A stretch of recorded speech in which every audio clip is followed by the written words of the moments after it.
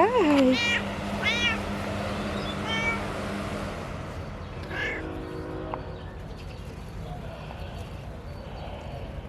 Good morning, everybody. Today we get to talk about my baby trees, my little fruit trees that I have going in the front yard, the backyard. They're doing so well. So I'm going to talk to you a little bit about everything I did to make that happen and why they look so good.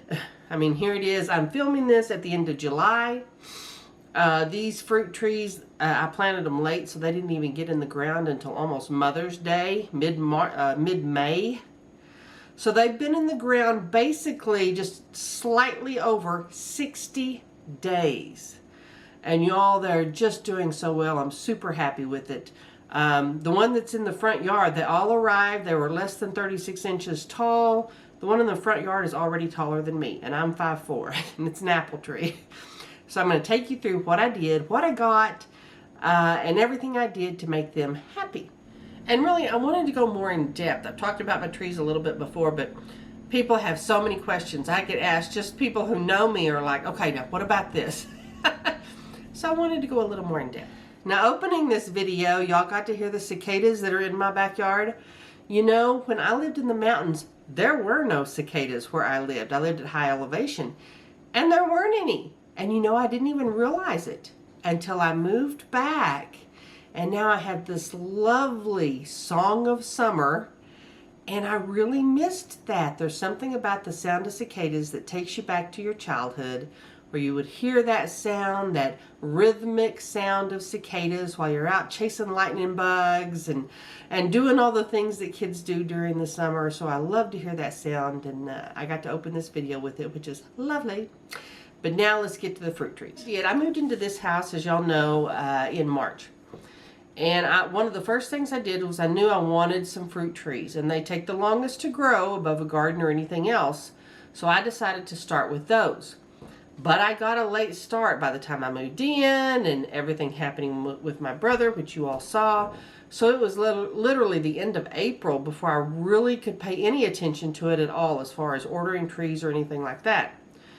The good thing is, when you wait until late in the season to order trees, and this is close to May the 1st, is considered late in the season, you can get really good deals. Fruit trees, good quality fruit trees, I'm not talking about the big box store fruit trees, and I'm going to rant on those here in a minute. Good quality fruit trees are expensive, and they're expensive for a reason, because they're good quality, they're going to produce. But there are some things you have to know. There are some things you have to look for. All of my fruit trees and all the trees I'm going to show you came from Stark Brothers. They are not sponsoring this video. I did not get these trees for free. I had to pay money for them. And some of them, especially the cherry trees, were almost $100 a piece. They're expensive. Some of the others I got a really great deal on because they had particular sales and I was able to pick them up on sale. But when you're first looking to start your little orchard or put fruit trees in your backyard, the first thing I looked at was size. There are multiple different sizes of trees that you might want. This is another reason you order them from a really specialty kind of orchard place like Stark Brothers, and you don't get them at a big box store. You can choose how tall those trees are going to get. You can do dwarf trees that get maybe 10 feet tall. They're very small trees, easy for one person to take care of. And you can get semi-dwarf, which are like 15 feet tall. You can get standard size, which are 20, 25 feet tall. In my case, because I have limited space, and I'm only one person and I don't want to spend any time on a ladder really, I decided to get either dwarf or semi-dwarf of everything. The dwarf trees are generally my cherry trees. They are dwarfs. They're in a very small protected space. So I got the size tree that would fit. And then my apple trees, most all of my apple trees are semi-dwarf. So not only will they provide apples, they will also provide shade. And I got them specifically for that, so they would do both. Now the next thing you have to look for are trees that will grow in your growing zone. I'm in 7A. And what I look for as far as growing zone is I look for trees that are in the middle. For example, if they say this tree grows well in zones 3 through 8. That's a good tree for here. But if it says something like this tree grows well in zones 7 through 9, I don't get it. Because that means my growing zone is on the very edge of what is possible or optimal for that tree. I try to get it where my growing zone is right in the middle. So that way that tree is going to be able to stand some extreme weather, whether that be extreme cold or extreme heat, for my growing zone. I'm not getting one that's on the edge where basically one bad event could kill it. Trees are a multi-year investment. They take a lot of time. You don't want to have one bad winter event or summer event and it kill all your trees. So I'm really careful to pick which growing zone. Now, one thing I will tell you is growing zone isn't everything. When they say growing zone, they're generally talking temperatures. The temperatures, the max and minimum temperatures that are optimal for that tree. It does not take into account how much rain you get. So while I'm in zone 7A, and there may be an area, say in North Carolina, that's also zone 7A, but they get 2.5 times the amount of rainfall. You have to take that into effect. So I tend to lean toward things that are a little more drought tolerant too. So read your descriptions. And if you need help, the cool thing about calling a orchard like Stark Brothers, they will help you. They know their trees. And if you have questions, get those questions answered ahead of time. Now, the last thing that's really important before you decide which trees to order is understanding which trees are pollinators for the type of tree you want. Almost every tree does better, even if it's supposedly self-pollinating, if it has a second tree that will also help pollinate it. So I always order at least 2 trees. And that way you will have much better production down the line. And if one of those trees dies, you still have one. But understanding which pollinators work with your trees is very critical. Because if you get one tree that flowers in April or May, and another, so let's say apple tree, that doesn't flower till June, they can't possibly pollinate one another. That's no help. That's like 2 separate, completely different types of trees. So when I ordered all my trees, all of my apples are pollinators for each other. So they all are going to bloom about the same time. They're going to produce apples about the same time, which there's pluses and minuses of that, because I might have to do something with a lot of apples. And the same for my cherry trees. They are pollinators for one another. That is very important. And a lot of times when you go to the big box stores, they don't even tell you what the pollinators are for that tree. I was really frustrated when I saw some, and yes, I'm going to pick on Tractor Supply. It just said peach tree. It didn't tell you what kind of peach. It didn't tell you the optimal growing zones. It didn't tell you what pollinators might be good for that tree. It just said peach tree. And they were a ridiculous price too. But I'm like, that is not a recipe for success. You've got to know a lot about your trees. One of the things I also like about the Better Orchards is they offer growing guides. They offer videos of how to plant the trees, what to do, what not to do, what diseases there might be. And there are a lot of resources. And that stuff, if you're paying for a nice tree, you're paying for those resources too. So use them and learn as much as you can about your trees. Now, when I order trees, I order bare roots, meaning when they arrive, it looks like a twig with some little dead roots. That's what it looks like. It really does. A twig with roots. It's all bare. There's no dirt. There's nothing. That's what I prefer to order. And the reason being is that once those trees become established, they will do better than trees that come in a pot. What happens with trees that come in a pot is they're used to the soil they're grown in. Once you put that pot that has the growing soil along with your soil, it's going to experience shock twice. Once when it's transplanted, and then as those roots reach your native soil that doesn't have all those fancy amendments, it's going to have a little bit of a shock again. I only want to shock my trees once. So I'll take the bare root trees and I will plant those bare root trees in my native soil. When I planted these trees, one of the things I did is I mixed a little bit of potting soil with it, just because I was planting these trees, and I'll show you a picture of the hole I dug. There's the hole I dug. So this hole loosens up all the soil. I put a little potting soil with it because I also removed Bermuda grass. So there was a pretty big dip. I put a little potting soil with it, planted the tree, watered it in, and then I put a cardboard ring on top of it. I cut a piece of cardboard about 3 feet wide with a hole in the middle, big hole in the middle, about a 6 or 8 inch hole. I put holes in that cardboard with a screwdriver, bing, bing, bing, bing, bing, just a few inches apart. Put the cardboard down and then covered it with 4 to 6 inches of mulch. I deep mulched these trees. Now here again, I live in a very arid environment. So this is specific to my environment. You don't want to get fungus or anything up against the stem of this tree, up against the trunk. I also, you will see, put a plastic tree wrap around my trunk, the trunks of my trees. I want to be sure there's airflow around the trunk and nothing gets up in there to cause a fungus, or little animals don't get up there and chew up on my trunk or anything like that. But I heavily mulch these trees. It is so dry here, and we have such high temperatures with dry heat, especially during July and August, that if you don't mulch these trees in this environment, they are going to struggle. They absolutely are going to struggle.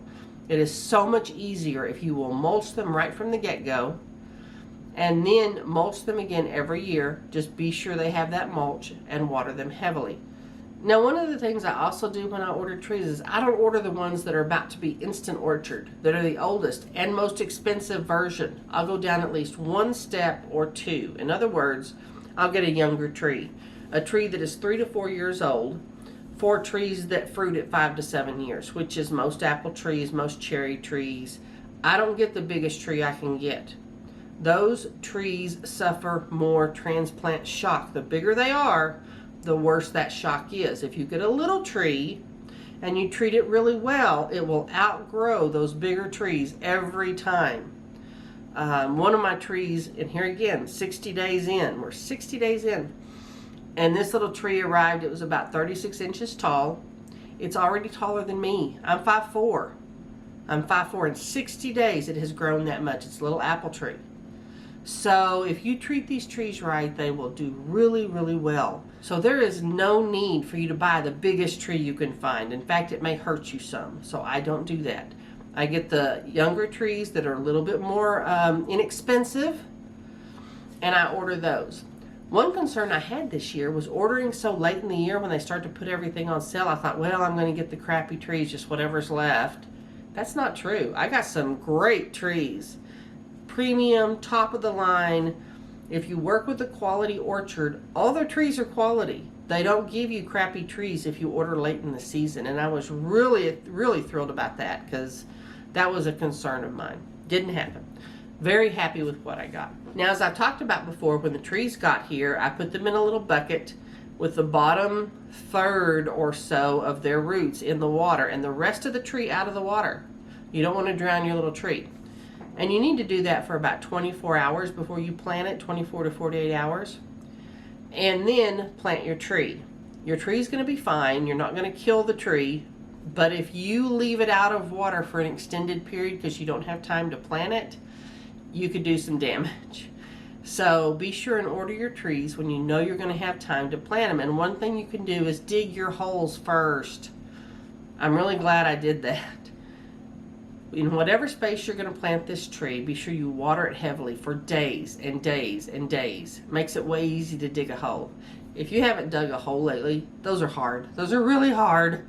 So make it easy on yourself. Be sure and water where that hole is. And once I dug my hole, then I would leave a day or two and just water the hole. I would fill it all the way up with water and let it go all the way down to be sure it was really as saturated as it could be before I planted my little tree, because those trees need water. Now, once you get your tree in the ground, you get it mulched. You'll notice I put a little stake by mine. Usually I do not stake my trees, and the reason being, trees, just like any seedlings you might produce for your garden, a little bit of wind, a little bit of movement on that trunk helps them create a much stronger trunk. Of course, there's a limit to that. You don't want to snap off your little trees if you get a big wind event. So I placed a stake right off the bat, because if you do it later, you could damage roots. When I planted them, I placed a little stake. So if we do have a big wind event or something like that, I can tie that tree a little more securely. But generally speaking, so far, I haven't had to do that. So they just sway in the wind. That helps those trunks become really strong. Now, once you do that, basically you water. And y'all, I am stunned at the number of people who do not understand how to water, how to really water a tree. I saw a girl in one group that I'm in online that was talking about, she didn't understand why her tree wasn't doing well. And she said they planted it, it's in the zone that gets 7 minutes of water every other day, blah, blah, blah. And I'm like, she's watering the grass 7 minutes and thinking that tree, that baby tree, who needs extra care and attention, should be fine. And honestly, if that was an established tree, it would be fine. It would have enough roots to collect enough water to be fine. Baby trees don't have that. They've got little bitty roots. And if you don't deep water them at least once a week with 15 to 20 gallons of water, deep water them, then all of their roots are going to be right on the surface. And so when that ground gets really dry, it's going to kill their roots. When you have a wind event and you have wet ground, tree's going to fall over. They're going to be very, very top heavy, especially once they get fruit. So I am really careful about how I water. And this is what I tell people. The amount of water you perceive you're putting on a tree is not the amount you're putting on the tree. It's usually way less.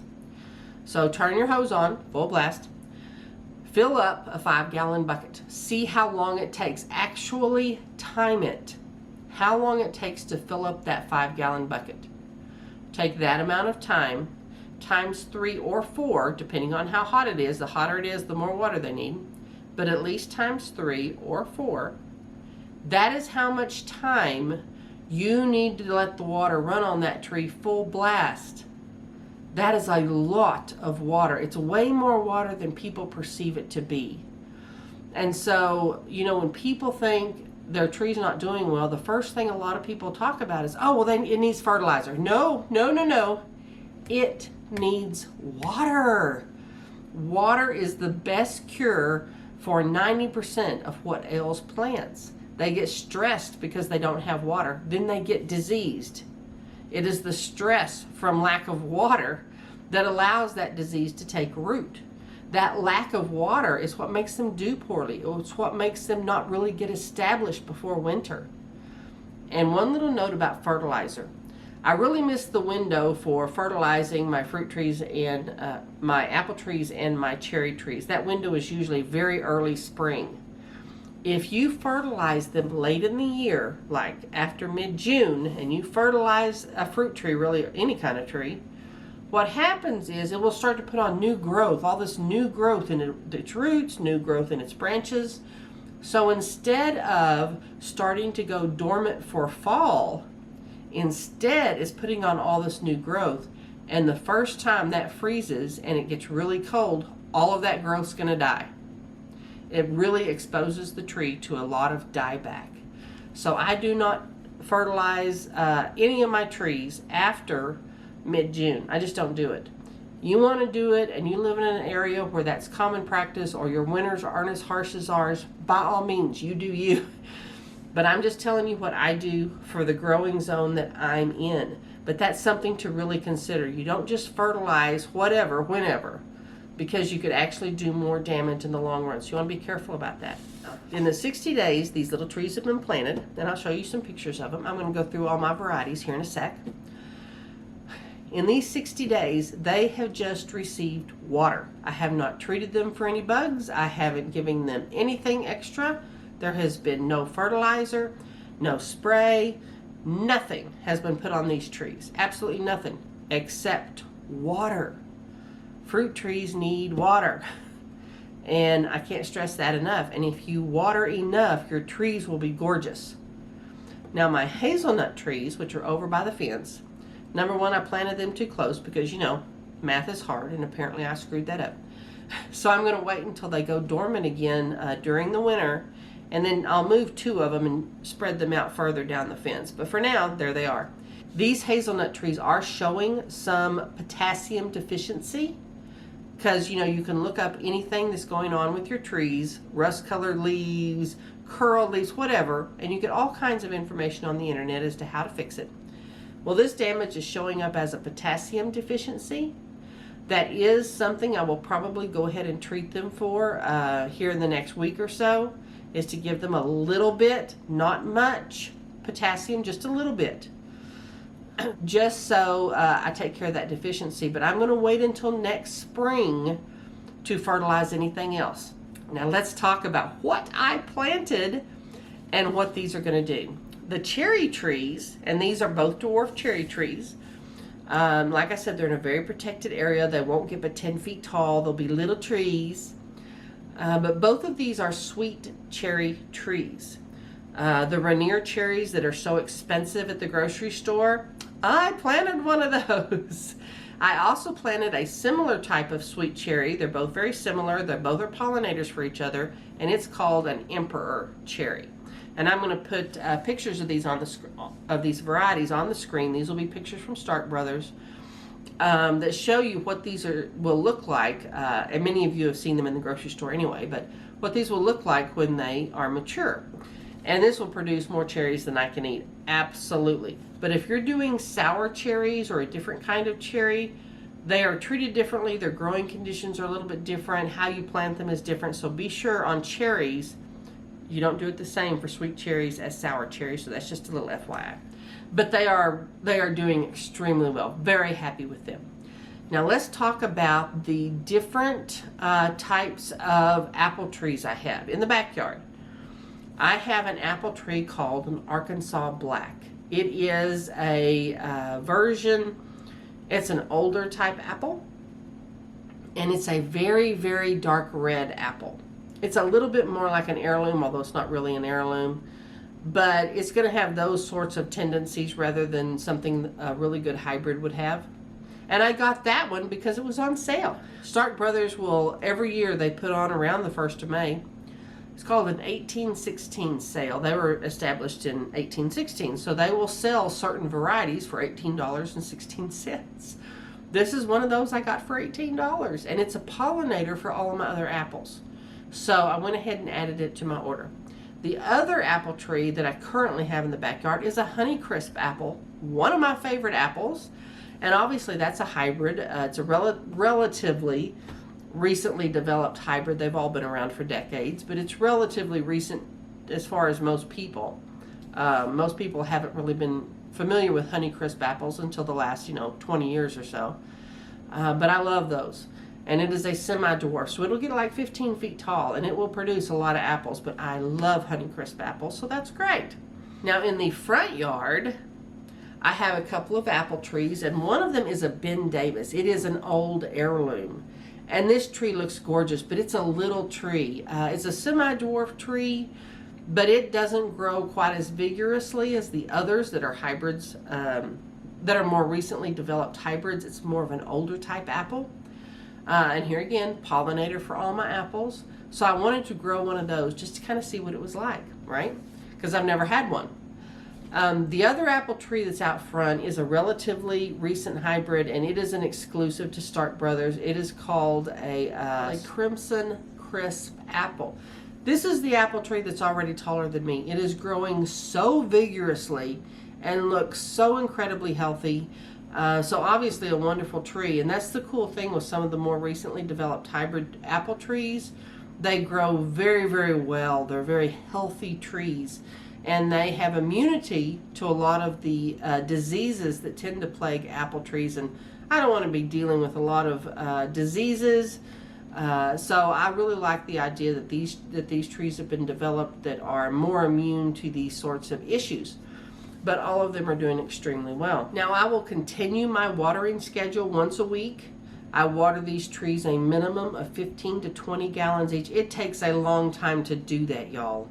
I'm doing it with a water hose, and even if with, basically 6 total trees, it takes a good hour to hour and a half to get that done at night. But you know what? That's when I do it. I do it at night. If the temperature is below 95 degrees, and realize I live in a place where there's very low humidity, it's below 95 degrees, then I will do that once a week. When the temperature gets above 100 degrees, and this last week we had several days that were 106, 107, 104, I'll water deep once a week, and then about 3 days later I'll give them about half of that amount again. Because the top of that soil, even with mulch, it is amazing how fast it dries out when the temperatures get above 100. So when it's above 100, I'll do a second watering each week.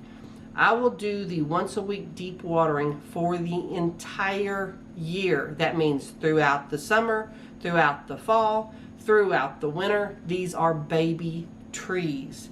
They need that water. Even in the winter, when they look dormant, completely dormant with no leaves, they need that water.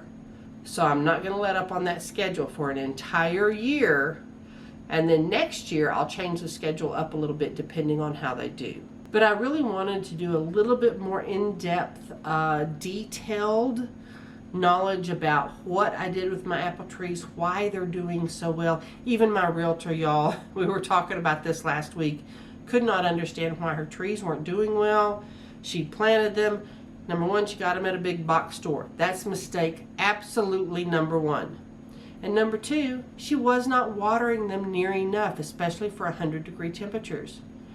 So believe me, y'all, water is the key to having really great fruit trees and ordering them from a really reputable place. So I hope this more in-depth information was helpful. Please leave a comment and let me know if this is something you like. I'm also going to be doing a video here shortly about how to rescue dead plants. I know y'all have all walked by the dead plant thing. In late July, they put everything on sale that's kind of half dead at the nurseries or at the big box stores, some of their perennials and whatnot. I'm going to show you how to rescue those so you can get your plants at a deal. So stay tuned for that here in the next couple weeks, because I'm still filming the ones I rescued as they hopefully recover. And I'll be bringing that to you. But thanks so much for watching. I appreciate you all sticking with this channel and sticking with me. And be sure and drop me a note and let me know how you like this content.